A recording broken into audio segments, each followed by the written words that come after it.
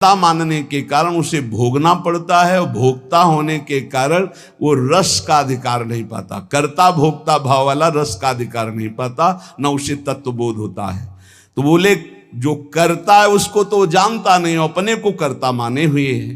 बड़ा गूढ़ प्रसंग है। कर्ता कृत जाने नहीं, माने निज करतूती, ते प्राणी दुख पावही, ये लगे वो अविद्या भूत। लगे वो अविद्या भूत, कहे द्विज रक्षा करी हो। अर्जुन मेरो नाम, नहीं तो पावक में जरी हो। कर गई श्याम बचाए बतायो, जो शिशु हरता। भगवत रसिक नरेश, सकल कर्तन को करता। ये बात समझ में आ गई तो बहुत बड़ी बात समझ में। ये बोले अविद्या का भूत लगा, किसी को समझ में नहीं आ रहा। ये सारा का सारा फसाव इस शरीर से है, शरीर से। विशाल विश्व ब्रह्मांड और उसकी उत्पत्ति किससे हुई? कर्ता कौन है? हरि। हरि के सिवा कोई कर्ता नहीं। वेद भी कहता है को हम बहुत श्यामा, मैं एक बहुत रूपों में हो जाऊं। तो भगवान श्री हरि के नाभि कमल से ब्रह्मा, ब्रह्मा से महादेव, पूरी सृष्टि सब उसी। मूल कर्ता कौन हुआ? हरि। अभी जितना कार्य हो रहा है ये 3 गुणों से हो रहा है। तो 3 गुण किसके प्रकट किए हुए? हरि। तो बोले फिर हमको दंड क्यों मिल रहा? क्योंकि तुम कर्ता बने हुए हो, तो भोक्ता भी तो तुम्हें को बनना पड़ेगा। कर्ता भोक्ता बने हुए तो शुभ अशुभ का दंड मिलेगा। बोले कर्ता कैसे हम बन गए? बोले अविद्या का भूत चढ़ गया है तुम्हारे, अज्ञान का भूत चढ़ गया। कर्ता कृत जाने नहीं, कर्ता को तो जाना नहीं। माने निज करतूत, मैं ये किया ये किया। अब देखो यहां सावधानी की बात समझना है। ये अज्ञानी जन गलत ढंग से इसे समझते हैं। जैसे कहा जाता है प्रभु की इच्छा के बिना एक पत्ता भी नहीं हिलता, पक्का। लेकिन जिसकी ये स्थिति होती है, प्रभु की इच्छा में अपनी इच्छा मिला देता है, उससे कभी पाप होते ही नहीं, क्योंकि पाप होते हैं इच्छा से। जिसकी अपनी इच्छा है और अपना भोग है, उसको नरक और स्वर्ग भोगना पड़ेगा। वो केवल बातों से कहता है, उसकी स्थिति है कर्तृत्व और भोक्तृत्व भाव से। जब तक अहंकार है तब तक पापाचरण होता है, और जब अहंकार समर्पित हो जाता है तो उसका शरीर यंत्रवत वही चेष्टाएं करता है जिससे जगत मंगल होता है। वो कहते हैं कि कर्ता श्री हरि। अभी आप कहोगे कर्ता श्री हरि, तो आप 3 गुणों से प्रभावित होकर अहंकार में पापाचरण करोगे और कहोगे कि भगवान की इच्छा से हुआ। तो भगवान की इच्छा से नरक भी बना है, बड़े बड़े दुख भी बने, वो तुम्हें भोगना पड़ेगा। अगर समस्त दुख और सुख दोनों से ऊपर उठकर परमानंद में निमग्न होना है तो बोले कर्ता को जानो। एक कल संत भगवान प्रश्न कर रहे थे कि एकांत में तो ठीक है, लेकिन जब व्यवहार में उतरते हैं तो राग द्वेष हो जाता है। क्यों? क्योंकि तुम व्यवहार में क्रिया देखते हो, कर्ता नहीं देखते, कारण नहीं देखते। अगर कारण को देखो तो कारण श्री हरिवंश भनम। क्रिया को देखोगे तो अनुकूल हुई तो राग हो जाएगा, प्रतिकूल हुई तो दोष हो जाएगा। अगर कारण को देखोगे तो सब में पावर श्री भगवान कारण, राग द्वेष होगा ही नहीं। भगवत रसिक जी कहते हैं औरों की तो बात जाने दो, लगे हो अविद्या भूत, कहें द्विज रक्षा करी हो। समीप में बैठे हैं अर्जुन जी के भगवान श्री कृष्ण। एक ब्राह्मण आता है और श्री भगवान के सामने वो कहता है, प्रभु प्रभु, अभी अभी मेरा पुत्र प्रकट हुआ और पधार गया। द्वारिकापुरी की बात है। प्रभु पैदा होते ही मर गया, ऐसा तो कभी नहीं हुआ कि पुत्र पिता के सामने मर जाए। ये तो धर्म रहित बात है। और अपने बालक को भगवान के सामने से राजमहल के द्वार पर रखता है और विलाप करके बड़ी आतुरता पूर्वक कहता, संदेह नहीं कि इस समय पृथ्वी में ब्रह्म ऋषियों का द्रोह करने वाले लोग पैदा हो गए हैं। धूर्त कृपण पापी लोग बढ़ गए हैं। कर्म दोषी हो गए हैं, इसीलिए ये काल उल्टा चक्र चला रहा है कि पिता के सामने जन्मा हुआ पुत्र मृत्यु को प्राप्त हो रहा है। ये राज हिंसापरायण, दुश्शील, अजितेंद्री प्रजा को दरिद्री कर रहे हैं, कर ले ले करके दुख पर दुख प्रजा भोग रही है। इसीलिए ये हमको सामने महान संकट देखना पड़ा। अधार्मिक राजाओं के होने के कारण मेरा पुत्र मेरे सामने मरा, ऐसा काल व्यतिक्रम है, नहीं होना चाहिए था। इस प्रकार बोलकर चला गया। फिर दूसरा पुत्र हुआ तो फिर मर गया, फिर बोल के चला गया।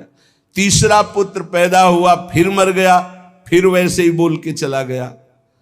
जब 9वें बालक के मरने पर वो वहां आया तो अर्जुन जी ने कहा, ब्राह्मण सुनो, इस निवास स्थान द्वारिका में ऐसा लगता है अब कोई धनुषधारी छत्री नहीं है।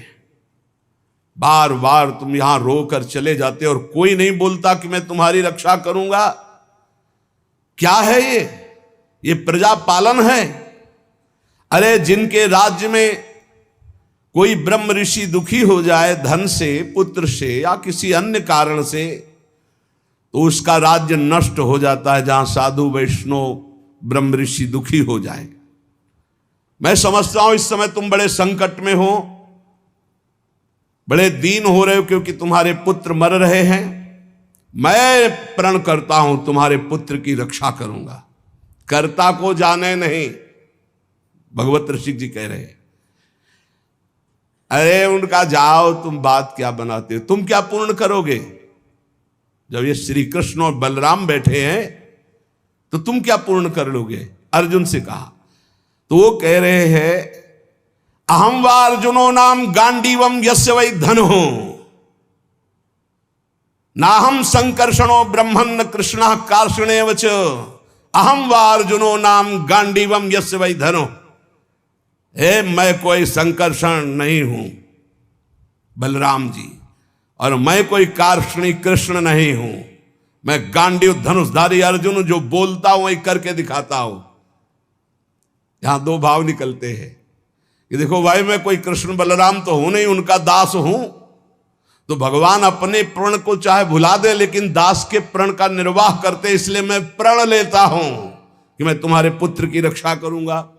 और एक भाव ये होता है कि मैं कोई कृष्ण बलराम नहीं हूं, मैं गांडीव धनुषधारी अर्जुन हूं, जो प्रण लेता हूं उसे पूर्ण करता हूं।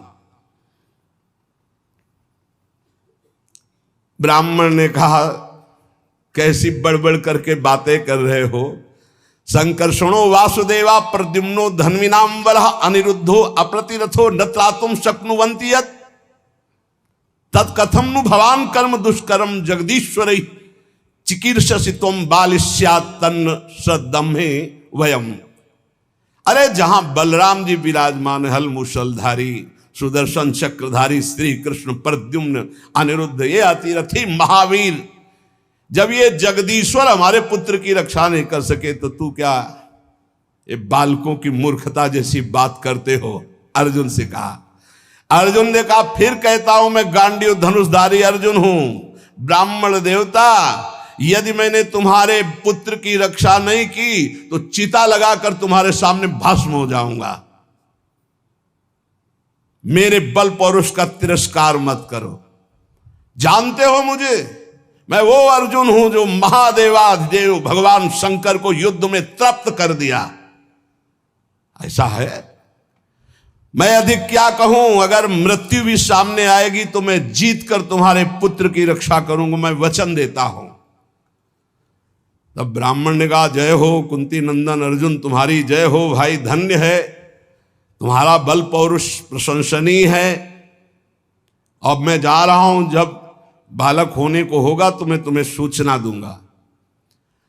फिर समय आया प्रसव का, ब्राह्मण भागता हुआ आया, अर्जुन अर्जुन इस बार तुम मेरे बच्चे को बचा लो, मृत्यु से बचा लो। अर्जुन तत्काल गए, आचमन किया, भगवान शंकर का ध्यान करके प्रणाम किया, श्री कृष्णचंद्र की तरफ देखा भी नहीं, कर्ता को जाले ले यही बात समझा रहे, समझो। और दिव्यास्त्र का स्मरण किया और गांडीव पर प्रत्यंचा चढ़ाई और ऐसा बाणों का हाहाकार मचा दिया कि वायु भी प्रवेश करेगी प्रसव गृह में तो अर्जुन की आज्ञा से प्रवेश करेगी। दिव्यास्त्रों से पूरा बांध दिया, मंत्र से अभिमंत्रित करके प्रसव गृह को चारों ओर से घेर दिया, ऊपर नीचे दाएं बाएं ऐसा पिंजड़ा और दिव्य मंत्रों के द्वारा। पहले तो कम से कम बालक पैदा होकर के रोता फिर मर जाता था, अब पैदा हुआ ना तो सौ मिला ना आवाज सुनाई दी, गायब हो गया। पहले तो कम से कम लाश तो मिलती थी, रोता तो था फिर मर जाता था। अब वो ब्राह्मण अर्जुन से कहने लगा कि मेरी मूर्खता देखो, इस नपुंसक की बात में मैं आ गया। हाँ, अरे जहां श्री कृष्ण बलराम नहीं रक्षा कर पाए, इसकी डींग भरी बातों पर मैंने विश्वास कर लिया। ना प्रद्युम्नो ना अनिरुद्धो न रामो न च केशवा यस्य सेकु परित्रातुम कोन्यस्तद वितेश्वरः। कौन ऐसा है जहां श्री कृष्ण बलराम प्रद्युम्न और अनिरुद्ध नहीं रक्षा कर पाए, वहां और त्रिभुवन में कौन रक्षा कर सकता है। मिथ्यावादी अर्जुन को धिक्कार है, अपने मुंह से बड़ाई करने वाले गांडीव धनुषधारी अर्जुन को धिक्कार है। दुर्बुद्धि मूढ़तावश कहता था कि मैं तुम्हारे बालक की रक्षा कर लूंगा। अब ब्राह्मण तो क्रोध में, देखने को मुंह नहीं मिला लड़के का, पैदा हुआ गायब। अर्जुन ने कहा ब्राह्मण मेरा अपमान मत करो। तत्काल योग बल से यमपुरी गए।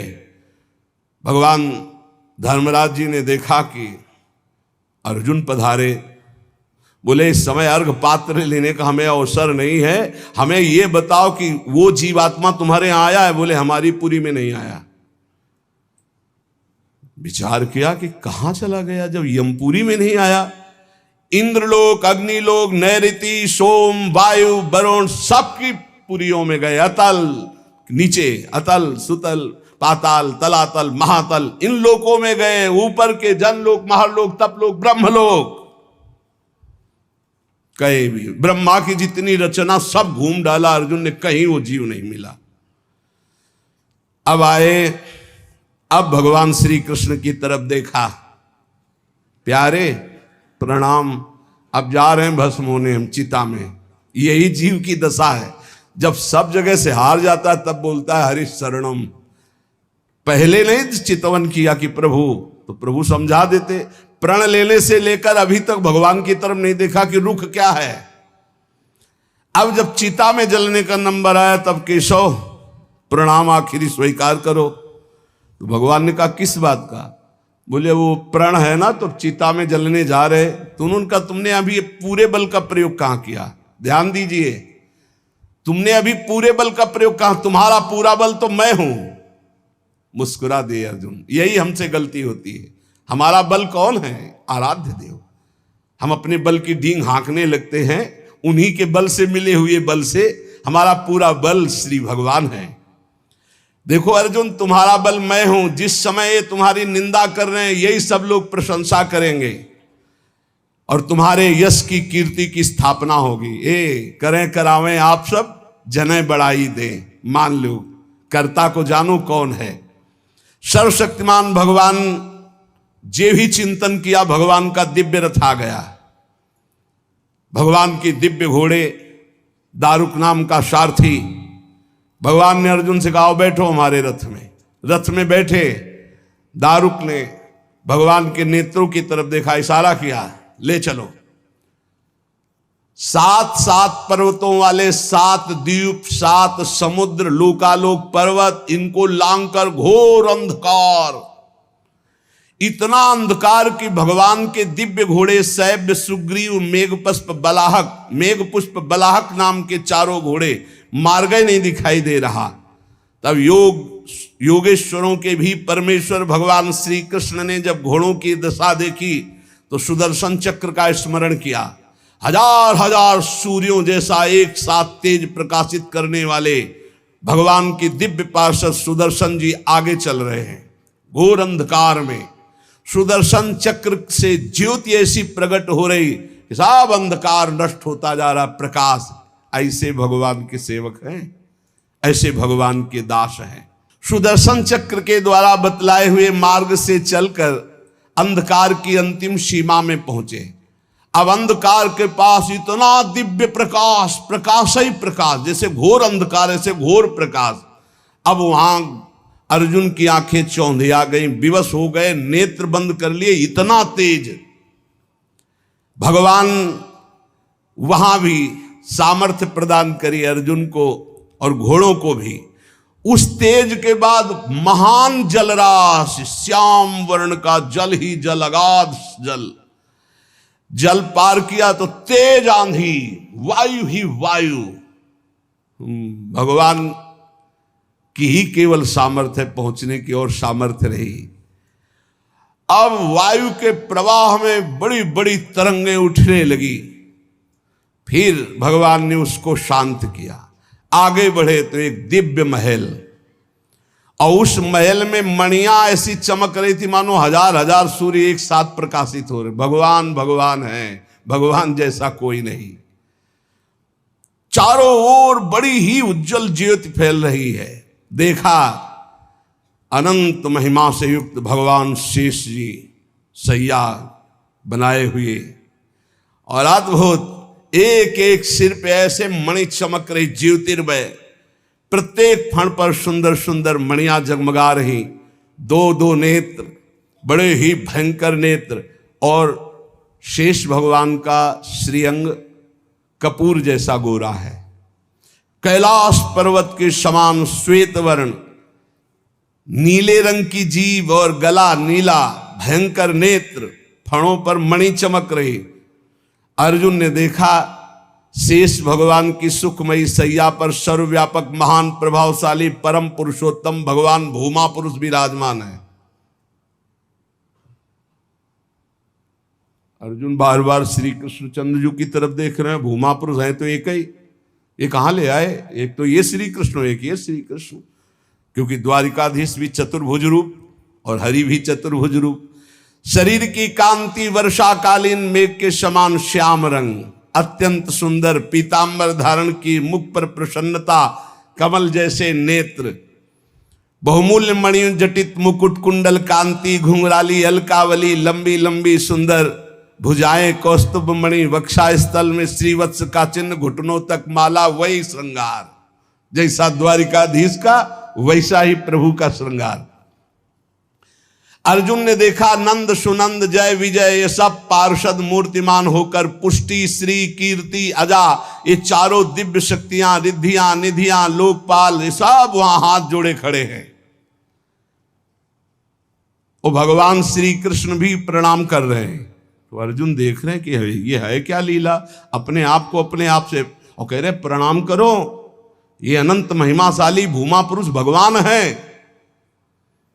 अर्जुन भयभीत हो गए कि एक तो ये मेरे सखा श्री कृष्ण, दूसरे ये भूमा पुरुष। श्री कृष्ण ने फिर प्रणाम किया और हाथ जोड़कर कहा कि हे भूमा पुरुष, आप कृपा करके आदेश कीजिए। गंभीर वाणी में बोले, हे अर्जुन और हे श्री कृष्ण, तुम दोनों को देखने के लिए मैंने उन पुत्रों का अपहरण किया, मैंने अपने पास मंगाया। तुम मेरे ही अंश से प्रकट हुए हो और धर्म की रक्षा के लिए पृथ्वी पर अवतार ग्रहण किया। पृथ्वी के भार से दैत्यों का संहार कर चुके हो। अब तुम्हें लौटकर हमारे ही स्वरूप में फिर विलीन होना है। तुम पूर्ण काम सर्वश्रेष्ठ हो। जाओ, अभी कुछ कार्य बकाया है, लोक संग्रह के लिए वो कार्य करके पुनः मेरे पास आ जाओ। भगवान श्री कृष्ण भी हाथ जोड़े खड़े, अर्जुन भी खड़े हैं। अति विचित्र भगवंत गति, बड़े बड़े ख्याली। अर्जुन के होश उड़ गए, नए भूमा पुरुष कौन हो गए भाई? ये परम पुरुष तो हमारे सामने खड़े हैं, यही है यही। अगर ये अपने रहस्य को न बतावे तो कोई, इनका एक नाम है अनंत, कोई अंत ही नहीं पा सकता है। अर्जुन और श्री कृष्ण को आदेश किया, सर झुकाकर। अर्जुन देखते जा रहे, सर झुकाकर भगवान कह रहे जो आज्ञा। फिर वो सब बालक वापस कर दिए। उन बालकों के लिए वैसे ही मार्ग से फिर द्वारिका में लौट के आए। और बालक अपनी अपनी आयु के अनुसार बड़े भी हो गए थे। वैसी आकृति रूप क्योंकि पहचान ले, श्री कृष्ण अर्जुन ने उनको समर्पित किया। अर्जुन के आश्चर्य की सीमा न रही। तब उन्होंने अनुभव किया और भगवान से कहा, प्रभु मुझे पता चल गया। बोले क्या? बोले पूरे जगत में जिसके बुद्धि बल, ज्ञान बल, पौरुष बल जो कुछ भी है वो हे श्री कृष्ण केवल आपकी कृपा से है, ये मुझे पता चल गया। यही पता चलना है। इसीलिए रोज सत्संग सुनो। एक बार सुनने से काम नहीं चलेगा। गीता सुनने के बाद क्या कहा था? नष्टो मोहा स्मृति लब्धा। फिर क्या हो गया? फिर मोह। ये हवा है, आंधी है, कभी भी गंदा कर सकती बुद्धि को। देखो अर्जुन जी ने गीता सुनने के बाद कहा था नष्टो मोहा स्मृति लब्ध। फिर मोह हो गया। मोह माने अज्ञान। फिर कहने लगे कि मैं कोई श्री कृष्ण बलराम हूं। आज फिर बोल रहे हैं आप। इसीलिए निरंतर भजन और सत्संग के लिए महापुरुष जन कहते हैं, जिससे हमारी बुद्धि रोज पावन होती रहे। जैसे पोछा लगा दिया सोनी लगाने के बाद और दरवाजा खुला छोड़ दिया तो फिर गंदा होने की संभावना। इस समय हर इंद्रियों को शासन में रखते हुए नाम जप करते हुए ये परम पद तब प्राप्त होता है। तो इसलिए भगवत रसिक जी कह रहे हैं कि कर्ता कृत जाने नहीं, माने निज करतूति, ते प्राणी दुख पावहीं, लगो अविद्या भूत। ये बहुत जल्दीबाजी में फिर सब बिगड़ जाता है। धैर्य पूर्वक भगवान का आश्रय लेकर नाम जप में लगो। इसी से परम मंगल होता है, इसी से परम लाभ होता है। क्योंकि भगवान शंकर भी जिनका चरणोदक माथे पे धारण किए हुए हैं वो भगवान श्री हरि हैं। एक बार सरस्वती नदी के तट पर ब्रह्म ऋषि जन यज्ञ कर रहे थे। तो उसमें सब ऋषियों ने कहा कि यद्यपि भगवान ही सब रूपों में है, पर भगवान के किस रूप को सर्वश्रेष्ठ मानकर आश्रय लिया जाए और अग्र पूजा की जाए यज्ञ में। भगवान के सब रूप हैं, हमें कोई संशय नहीं। तो उनका प्रगट रूप की महिमा प्रकाशित करने के लिए किसी ब्रह्म ऋषि को परीक्षा लेनी होगी त्रिभुवन के तीनों बड़े ईश्वरों की, हरि, देवाधिदेव महादेव, ब्रह्मा। तो ब्रह्मा पुत्र भृगु जी खड़े हुए। उन्होंने कहा परीक्षा तो हम ले लेंगे, निर्णय आप कर देना। सब ऋषियों की वंदना करके भृगु जी गए और ब्रह्मा जी के सामने ऐसे खड़े हो गए। ब्रह्मा जी ने देखा कि पुत्र है पर अभद्र व्यवहार। महापुरुषों के सामने ऐसे नहीं खड़ा हो जाता, नहीं सारे पुण्य नष्ट हो जाते हैं। ये जो संत महात्मा गुरुजन भगवत विग्रह उनके सामने ऐसे नहीं, कभी मंदिर में ऐसे नहीं, कभी गुरु जी के सामने ऐसे, कभी संतों के सामने ऐसे नहीं। वो अभद्र मंगलकारी आचरण वाले लोग होते हैं जिनको ज्ञान नहीं। ऐसे खड़े होना, हाथ बांध कर खड़े हो नहीं, हाथ जोड़कर खड़े हो या सौम्य मुद्रा में खड़े हो। अगर वो सामने से निकल रहे तो नेत्रे झुका दो, केवल इतना ही कर दो अभिमान में। अगर बहुत भरे हो तो थोड़ा नेत्रे झुका दो, ना हाथ जोड़ो। चलो तुम्हारा अगर घट जाता है हाथ जोड़ने से तो ऐसे कर लो। तो ब्रह्मा जी के सामने गए, बस ऐसे ऐसे खड़े हो। क्रोध आया कि इतना बड़ा ऋषि होकर और ऐसा अभद्र व्यवहार करता है। पर फिर एकदम भ्रकुटी तो चढ़ी, गुस्सा तो आया, पर शांत हो गए। है तो मेरा ही बेटा, भृगु जी ब्रह्मा जी की तो पुत्र है।